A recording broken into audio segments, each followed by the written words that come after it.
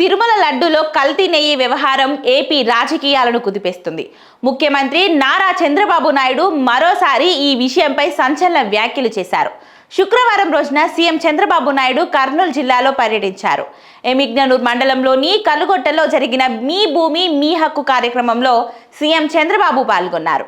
ఈ సందర్భంగా తిరుమల లడ్డు విషయాన్ని మరోసారి ప్రస్తావించిన సీఎం చంద్రబాబు ఈ క్రమంలోనే మరోసారి సంచలన వ్యాఖ్యలు చేశారు.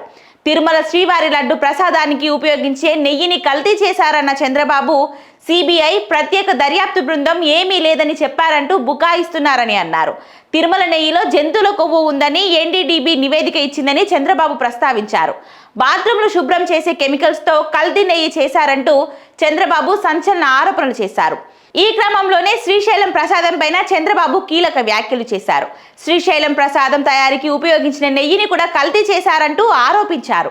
వైసీపీ హయాంలో రాష్ట్రంలోని ప్రధాన ఆలయాలకు కల్తీ నెయ్యి సరఫరా చేశారంటూ సంచలన ఆరోపణలు చేశారు చంద్రబాబు నాయుడు. అయితే తాను ముఖ్యమంత్రిని అయ్యాక ప్రిన్సిపల్ సెక్రటరీని నియమించానని, తిరుమల తిరుపతి దేవస్థానం ఈవోను మార్చామని చంద్రబాబు వెల్లడించారు. తిరుమల లడ్డుకు సంబంధించి గతానికి ఇప్పటికీ వ్యత్యాసం ఉందని చంద్రబాబు వివరించారు. ఇక మరోవైపు తిరుమల లడ్డు విషయంపై ఏపీ రాజకీయాలు హాట్ గా సాగుతున్న పరిస్థితులలో శ్రీశైలం ప్రసాదం కూడా కల్తీ నెయ్యితో తయారు చేశారంటూ సీఎం చంద్రబాబు నాయుడు ఆరోపణలు చేయడం ప్రాధాన్యం సంతరించుకుంది. ఈ వ్యాఖ్యలతో ఏపీ రాజకీయం మరింత వేడెక్కనుంది.